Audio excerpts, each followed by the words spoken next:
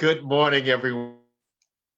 We want to welcome you all to Reading 365. I am Floyd Stokes, and we will be reading from October 1st of this year till September 30th of 2021, every single day at 11 o'clock. And we have a repeat. We have Tom and Bella, and they are going to be sharing two stories with us this morning. So welcome, Tom. And Bella, of course, is in China, and it's 11 p.m. So this is way past her bedtime.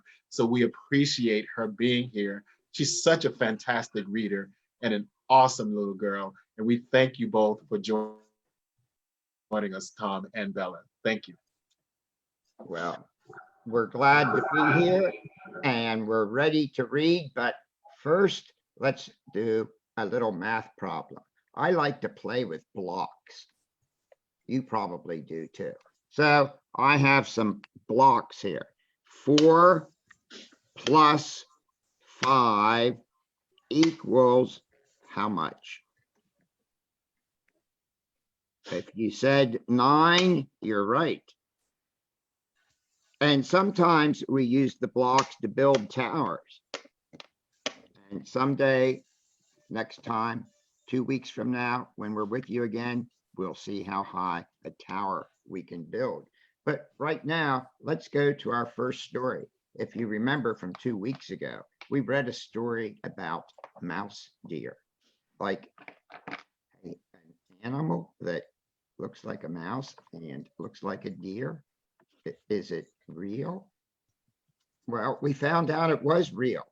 Now, our story was for fun, and we have another fun story today.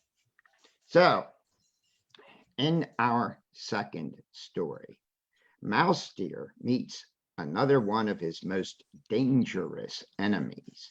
This story is called Mouse Deer and Crocodile. One day, mouse deer went down to the river. Oh, wait, I didn't share a screen, did I? Okay, well, I can do that. Just a moment. I'll share the screen and Bella and I will start the story again. Okay, here we go. In our second story about mouse deer meets another one of his most dangerous enemies. The story is called Mouse Deer and Crocodile. One day, mouse deer went down to the river. He wanted to take a drink, but he knew crocodile might be waiting underwater to eat him. Mouse deer had an idea. He said out loud, I wonder if the water is warm. I'll get in my leg and find out. Wait a minute.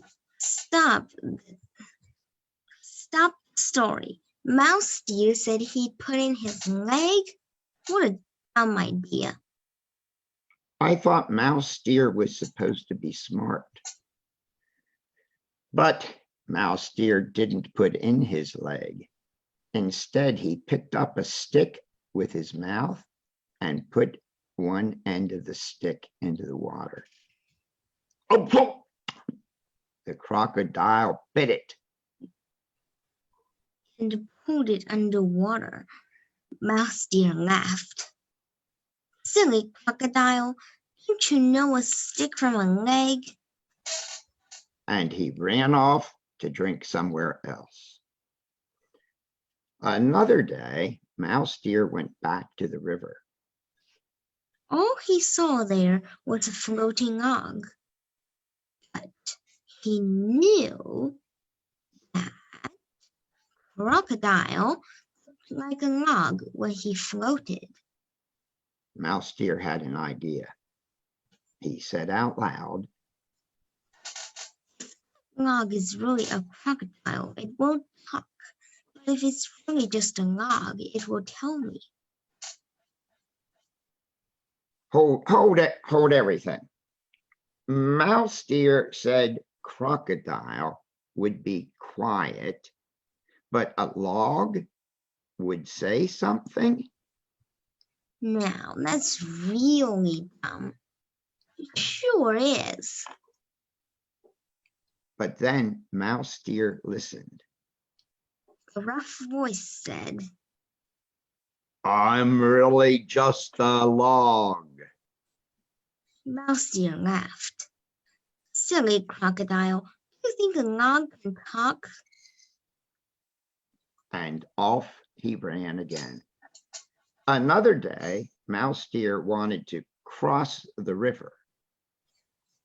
He wanted to eat tasty fruit and roots and shoots on the other side. But he didn't want Crocodile to eat him first. Mouse Deer had an idea. He called out, Crocodile, I don't believe this. Mouse Deer called for Crocodile? how dumb can he get? But then Crocodile rose from the water. Hello, said Crocodile. Mouse Deer, have you come to be my breakfast? Not today, Crocodile. I have orders from the king. He wants me to count all the crocodiles. The king. Tell us what to do. You must line up from this side of the river to the other side. Crocodile got all his friends and family lined up across the river. Mouse Deer jumped onto Crocodile's back. 1, He jumped onto the next crocodile 2, and the next.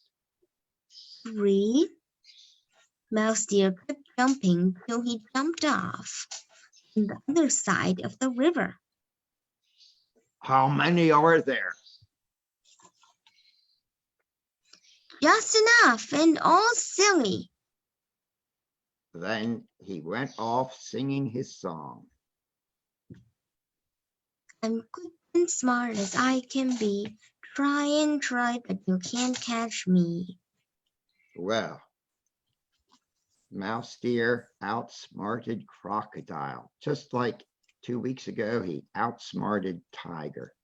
And 2 weeks from today, you'll hear the third Mouse Deer story. So let's go on to another story. This is a folk tale. This is a story from China. And I'm opening it. Here we go. It's called The Empty Pot, a Chinese folk tale. And in this reading, Bella will read one paragraph, and then I'll read one paragraph.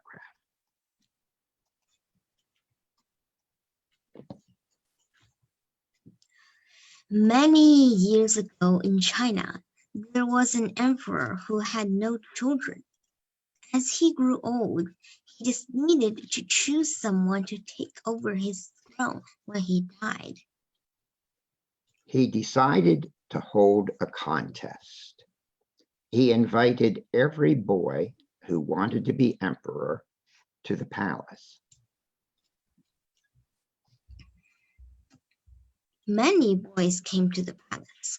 The emperor gave each boy one seed to plant. The boy who grows the biggest plant will become the next emperor, he declared. One of the boys, a poor boy called Cheng, was a very good gardener. He always worked hard, weeding and watering his garden. Cheng took his seed home very carefully. Cheng planted his seed in a pot and watered it every day. All the other boys in his village did the same. As time passed, there was no sign of Cheng's seed growing. One day, a boy called Wei told everyone in the village that his seed was growing quickly. He boasted, he bragged about how big his plant would be. Wei was sure he would be emperor because nobody else's seed was growing at all.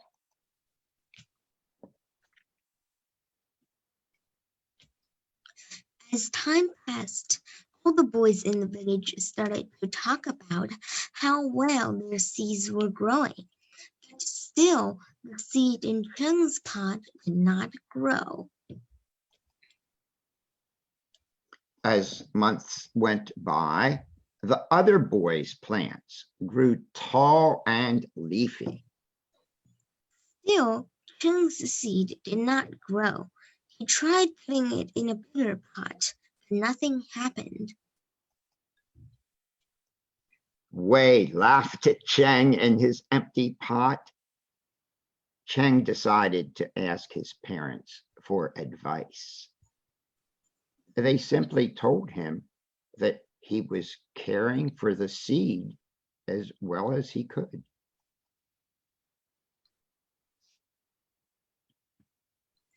After 6 months, the emperor called all the boys back to the palace. Other boys arrived, carrying huge plants covered in leaves, flowers, and fruits. Cheng only had his empty pot. But when the emperor saw Cheng's empty pot, he smiled. The seeds I gave you had all been cooked. None of them could grow into anything, the emperor told the other boys. Cheng is the only honest boy among you. He shall be the next emperor. So, Cheng and his family moved into the palace and lived happily ever after. And when Cheng grew up, he became one of the greatest emperors that China had ever seen. The The end. end. And in many Chinese folk tales and folk tales from other countries too, there's a moral, there's a lesson, and Bella's going to read about the lesson of this story. Moral of the story. Many traditional stories have a moral. This is a lesson you can learn from the story. The moral of this story is that it is better to be honest than to cheat. Honesty will bring real rewards. And Bella, can you read at the bottom too, please? Origins of the empty pot. Nobody knows who first told the story of the empty pot. The story comes from China. People used to tell stories like this for entertainment before we had TV, radio, or computers. The story had been passed on by Chinese storytellers over hundreds of years, with different storytellers making their own changes to it over time. Eventually, people began to write the story down, and so it has spread around the world. Okay. Now, before we finish, I want to remind everybody that Halloween is coming. And if you see out on our patio, Bella will be designing faces for the 3 pumpkins, and then I'll carve them and we'll have them together. And you can see there's a pond right there where there are about 30 fish, and we can look out at the leaves and the pumpkins, and we wish all of you a happy Halloween. And then we're coming back again in 2 weeks, 2 Fridays from now. Very good. If you can stop sharing your screen now, that'd be fantastic. Okay. All right. Great job, Bella and Tom. Thank you guys You guys are so entertaining. I love hearing you guys read together. It's a really nice combination. Love it.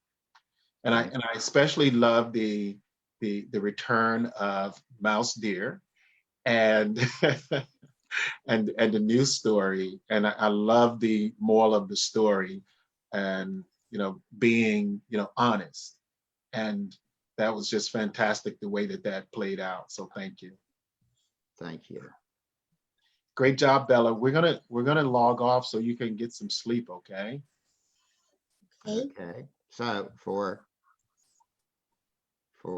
Bella in Huainan, China, and I'm in Harrisburg, Pennsylvania, we both say thank you for letting us share this time with you. We look forward to it every 2 weeks.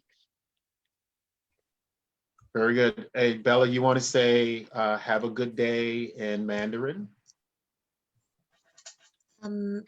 So, well, it's a lot of characters actually. You could say, let me think. 祝你一天愉快, and that's about 6 characters, I think. Yes, 6. Okay, fantastic. And can you say that one more time? Maybe we can learn it. Go ahead. 祝你一天愉快. Okay. Have a good day. Fantastic. Thank you, guys. Have a fantastic day, everybody. And thank you for being a part of Reading 365 today. We want to thank you all for joining us, and we will be on live every single day at 11 a.m. Thank you. Bye-bye.